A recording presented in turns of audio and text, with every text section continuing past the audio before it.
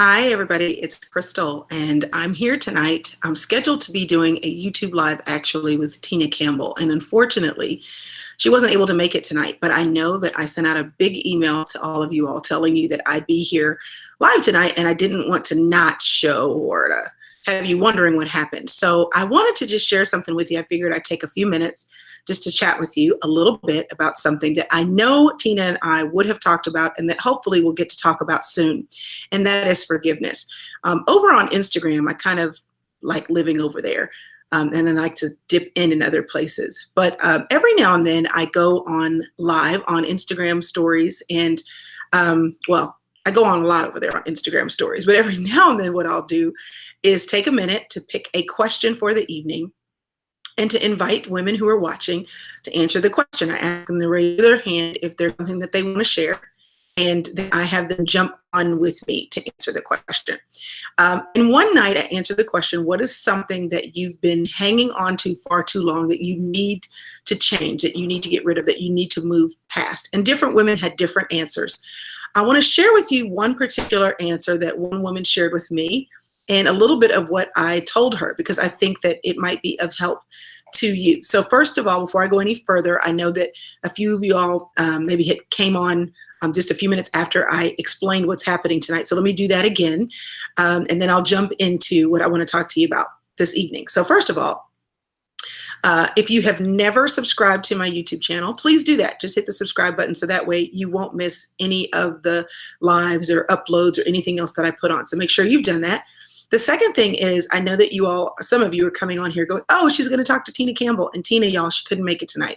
So rather than just not come, I just thought I'd still show up and share something with you. So what I want to talk to you a little bit about tonight is forgiveness. One of the ladies on the Instagram live that I did, I call them sister sessions, where I ask a question. And then y'all, I like to help people get to the bottom line. And so her thing that she was struggling to move on from, that she was struggling to let go of, that she had been wrestling with far too long, was forgiveness. She said, there's this person in my life. I say that I've forgiven them. I've prayed that I could forgive them. But when I see them, stuff still comes up. There's stuff still going on the inside of me that it just bubbles up. So I don't feel like I've forgiven them because the feelings of unforgiveness are still there.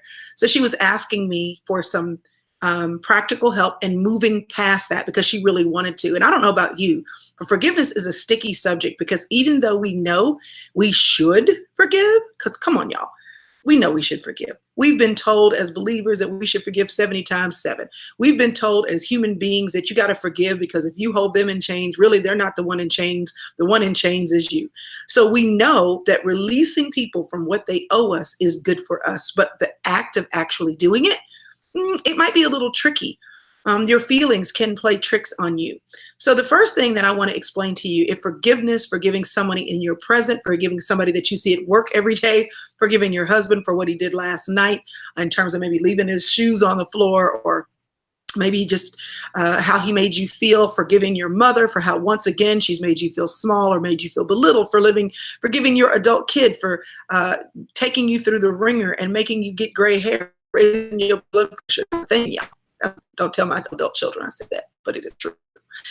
Forgiveness is real, not to mention the forgiveness of really, really deep pain and hurt from trauma, from sexual abuse, or when you're talking about, forgiveness from abandonment, when you're talking about forgiving yourself from things that you've done that you can't believe you did, and 15 years later, 20 years later, you're still paying the price. Forgiveness is a thing. And while it is not easy, it is simple. Let me say that again.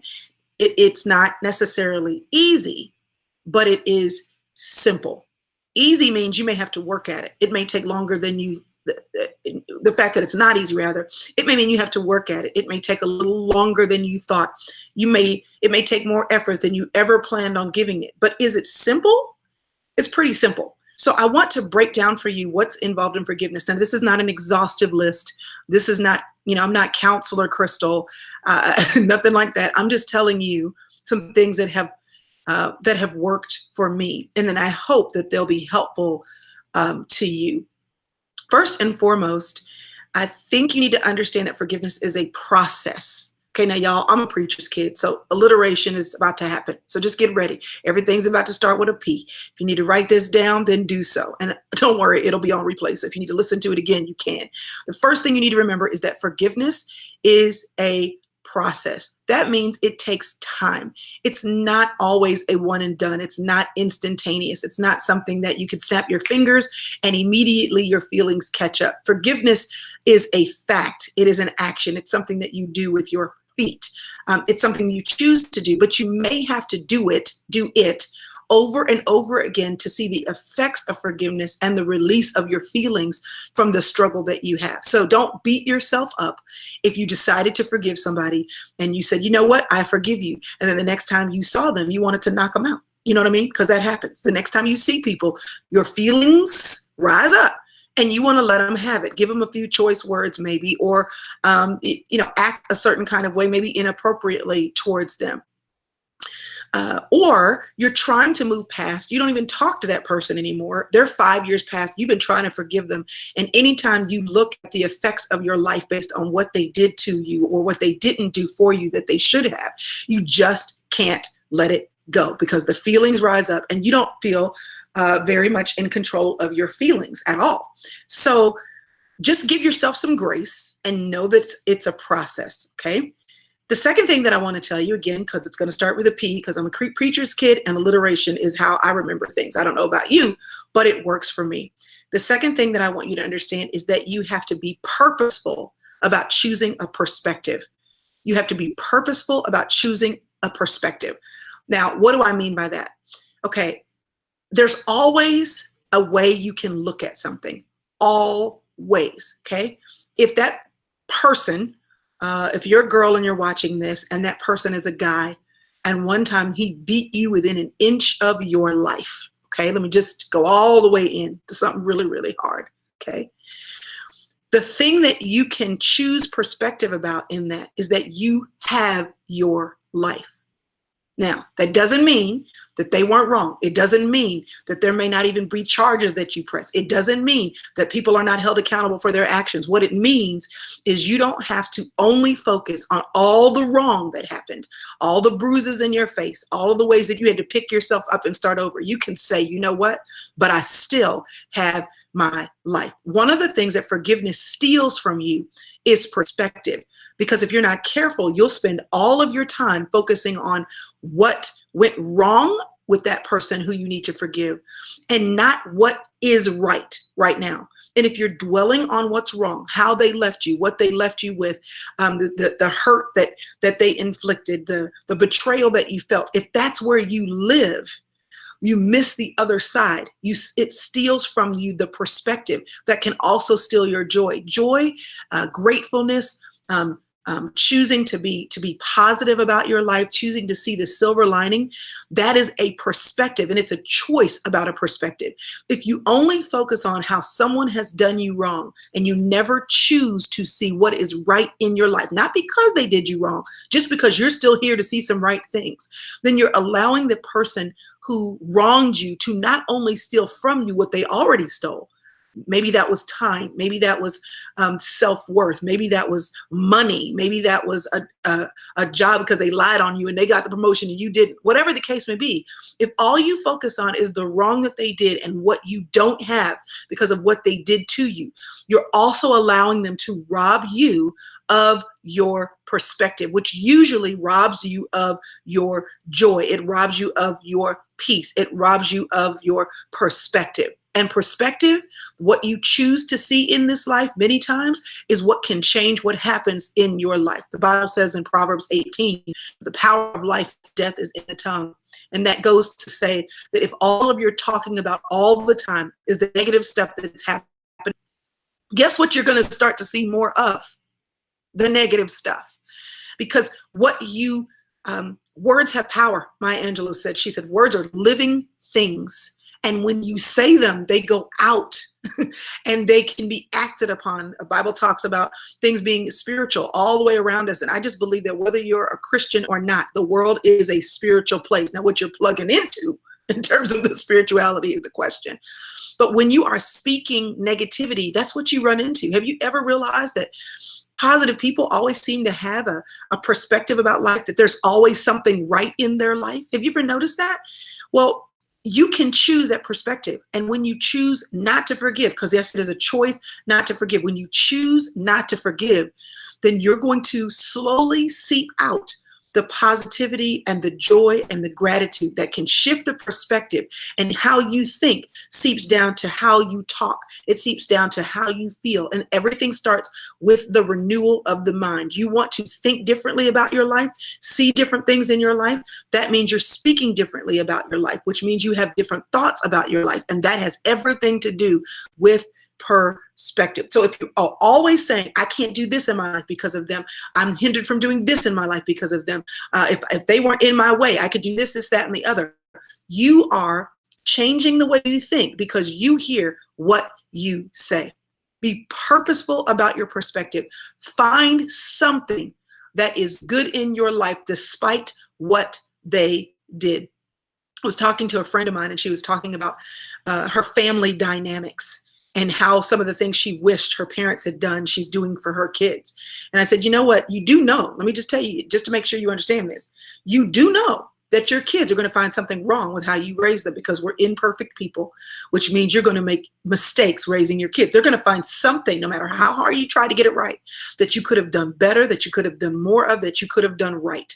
But what the freedom will be in your kids in their life as adults is looking at you, giving you a pass to say that you did the best that you did, or whatever you gave them is what you gave them. And now, regardless of what you get to choose, always hold their lives hostage to what you didn't give them, and there'll be something you have not given them.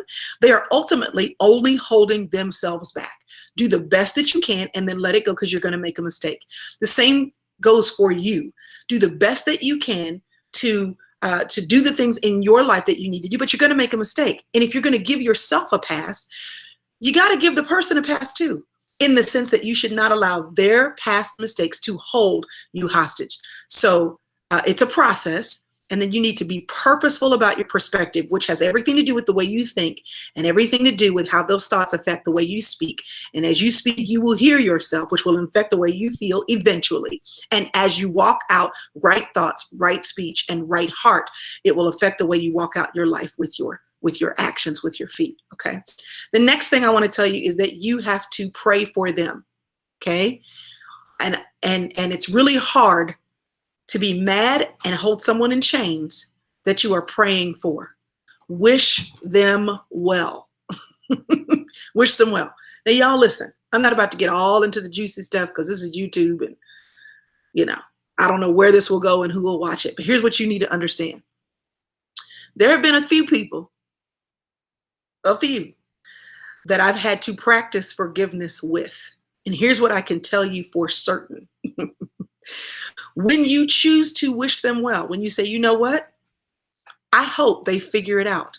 I hope they figure it out, and what they should have had in my life, they have in another season of their life. I hope that they're able to recover so that they don't do any more damage to anyone else. I hope that they can have an experience with God in their life where they have a change in perspective, where it enables them to be free of whatever hurt them that is having them hurt me. Like, people who are hurt people. And so when someone has hurt you, they either have no idea or they are not aware of how to be a healed person so that they can walk around and dole out healing to other people too. When you are praying for somebody and praying for their best, it's really hard. I'm not saying it ain't hard. I'm just saying it is hard to totally stay angry with them. So wish them well, like grit your teeth and just lay it out before God and say, you know what? I cannot control them.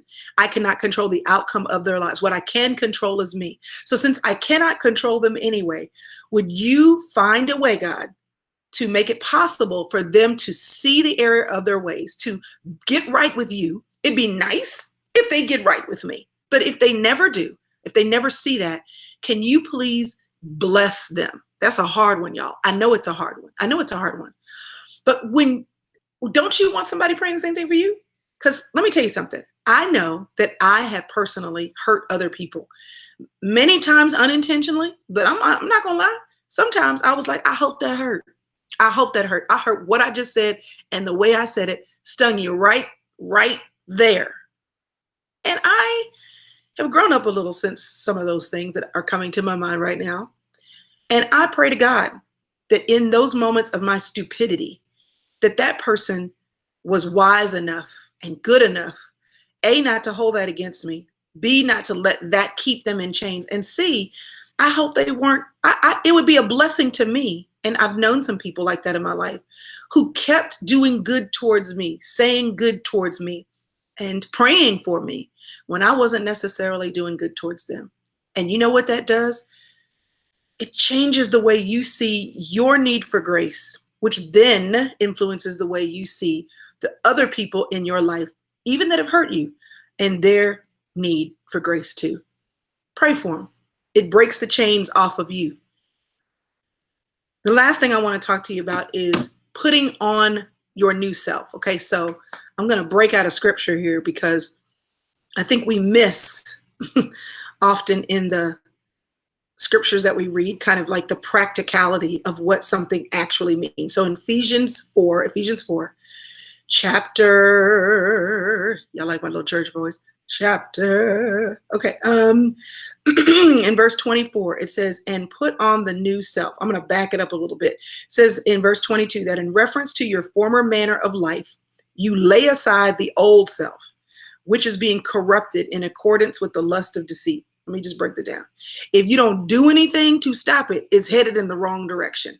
So you have to lay it aside. You have to actively be involved in setting aside what the you in you wants to do, because the you in you is not going to want to do the right thing. The feelings of unforgiveness rise up because you don't want somebody to be better off after they left you not so. You want them to pay for what they did. Okay, that is a natural reaction. The problem with that reaction is it keeps you in chains. That's the problem. Okay. And then it says in the spirit of your mind, which I just said, right? You've got to choose to be purposeful about your perspective. Then you got to put on the new self, which is in the likeness of God that has been created in righteousness and holiness of the truth. So here's the thing, put on the new self. Now listen, y'all, I'm sitting here in front of y'all with, y'all, because I'm a Texan. I'm sitting here in front of y'all with a shirt on. Yeah, and I tried to pull my necklace up. It won't stay up as high as I wanted it to stay, but I tried to do right by y'all. Okay, I got my little hand thing on, all this, whatever. I'm glad y'all can only see from about here up, because you don't need to know what's going on from here down. It doesn't matter. The crazy looking socks I have on, it doesn't matter. The shorts where you can see my knobby knees, it doesn't matter.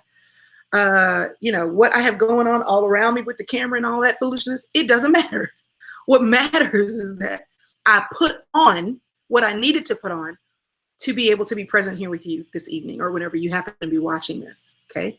But it was effort, because today it was rainy outside. It was rainy outside. I even told my kids, because we homeschool, I told my kids, keep your pajamas on all day. You're welcome. Enjoy. Get the blanket. We pulled out the heater, because it was the kind of day where if you don't have to go anywhere, you don't want to put jack squat on, okay? You just want to walk around in comfy clothes and hope that people who matter in life don't really see you that day.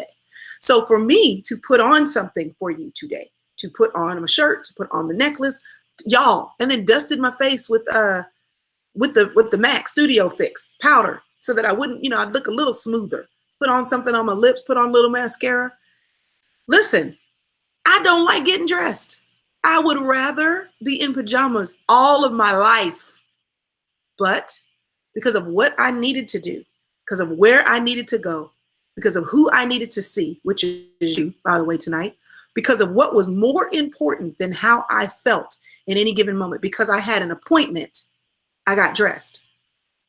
If you believe that you have an appointment with your life, that you need to show up for your life, you get dressed.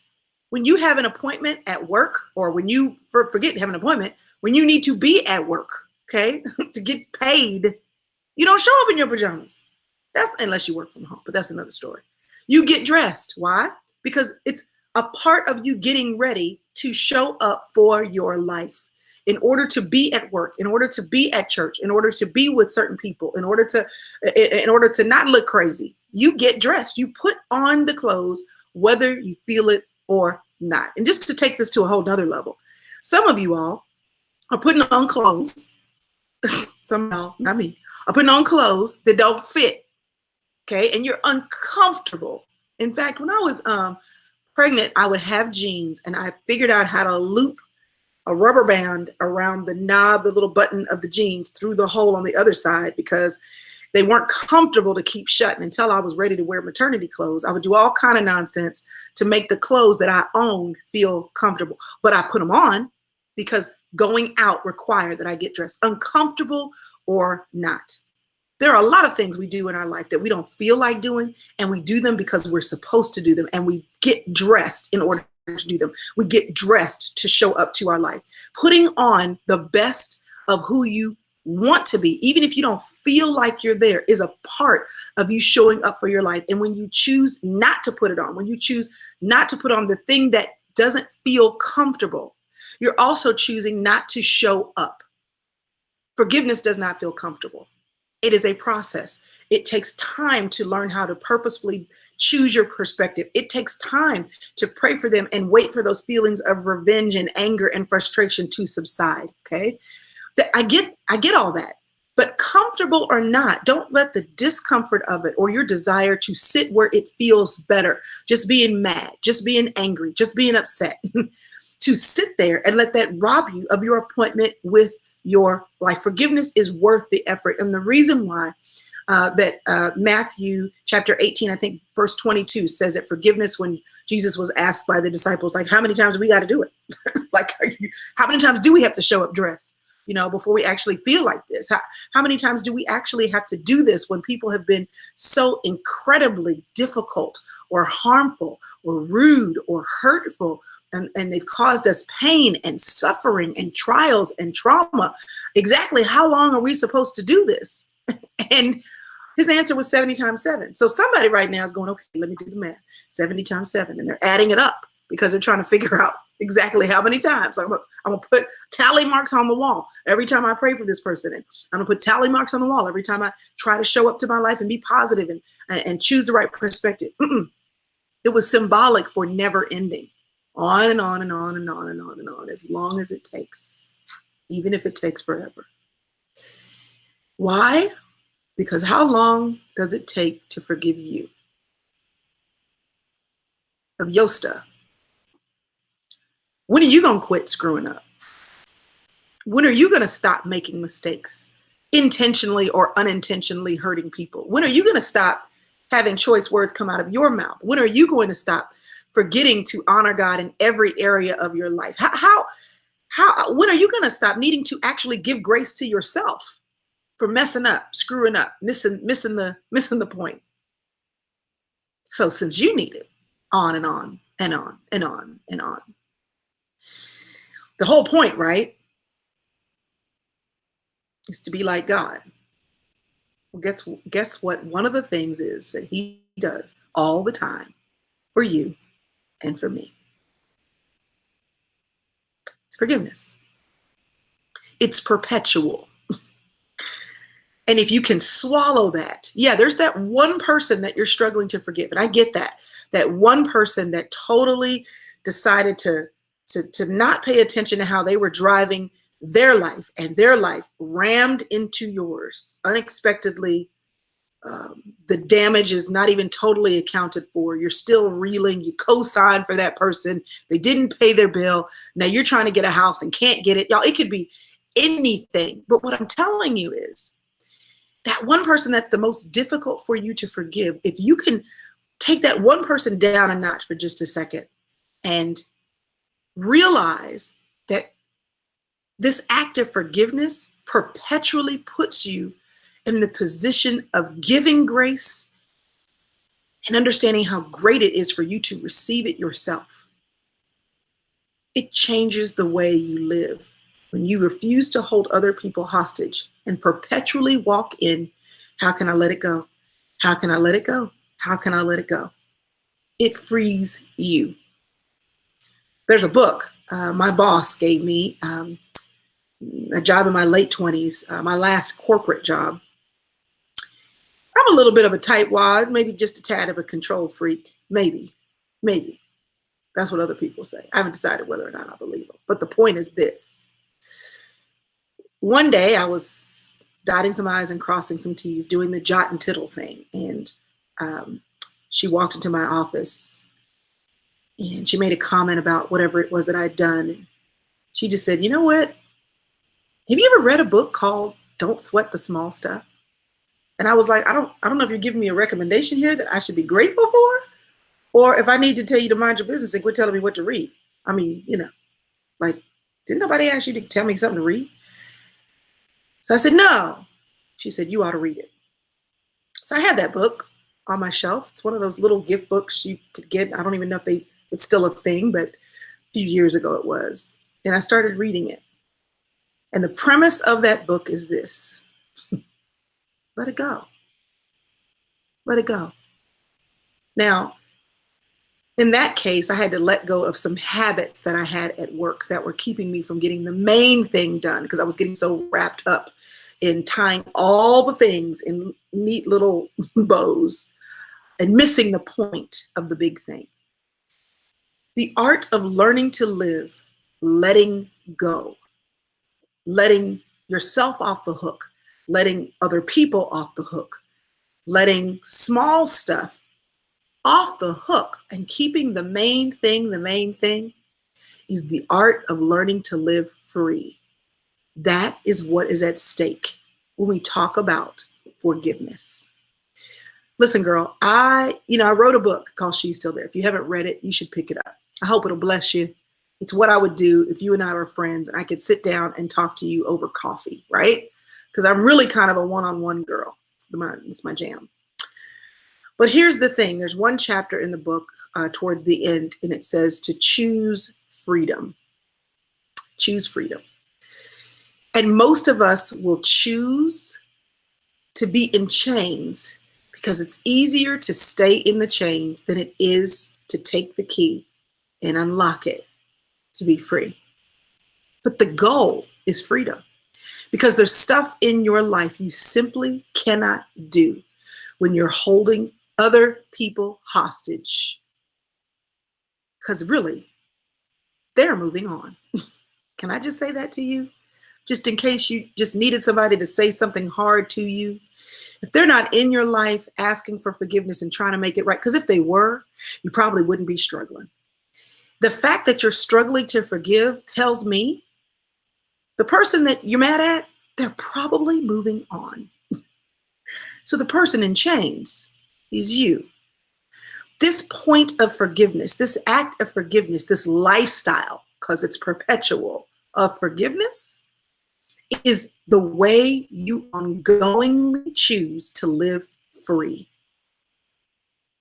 It's free. And the truth, even though you don't like it, even though it may hurt, even though it may taste bad going down, the truth is what sets you free. And your freedom, the truth of the matter is, lies in your hands. It's up to you to free you, not them. If they ask you for forgiveness, that's a bonus. That's great. That's resolve. That's a nice, neat bow. But if they never do, yes, acknowledge the pain.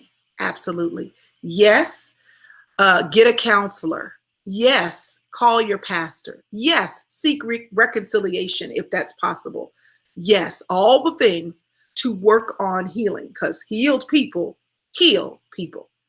But if you're hurt and you don't want to pass that hurt along to someone else or keep it in a perpetual cycle of hurting you, forgiveness is the key. And no matter how uncomfortable it is, you have to wear it. So, listen. Yes, forgiveness is perpetual. Yes, you need to put on the self of you that actually could care less or is not interested in forgiving them. Yes, you should pray for them. Absolutely, as my doorbell rings. Who is this at my door? Is it a kid?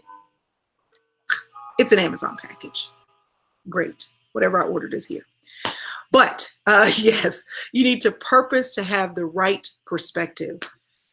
Y'all, this whole idea of forgiveness is for you. It is for you. So one of the practical things that I want to mention, though, something I read in a book called Calm My Anxious Heart by Linda Dillow. And she said in the book, it was about worry. It's about worry, but the principle is true here. She said, when I wake up in the middle of the night and I'm worried, I have a notepad beside my bed and I write down the thing that I want to not worry about. I get out of my bed, I take the notebook and I put it across the room on the dresser, because symbolically I am telling God, take this worry. This is my prayer. I'm moving it away from me. I thought, oh, how novel. And then she said, and when I wake up again, that same night or the next night, I go get that same notepad. I'll write it down again if I have to, take it and put it on the dresser across the room. And if it happens again, take out that same notepad. I write it down. And she says, and I keep doing it until it stays put. I keep putting it away from me until it stays put. Forgiveness is the same way. You can't have a conversation with that person to settle your differences. Write them a letter. Tell them all the things about how you feel. If the person is no longer living, get it out. Talk to that counselor about it. Like I said, write a letter, do something in print, and keep doing that until you've done the work of healing, because healing, y'all, is work. It is work.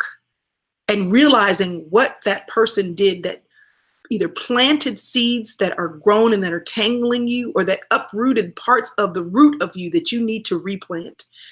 Doing the work of healing, finding what's incorrect and uprooting it, or finding what's missing and putting it back.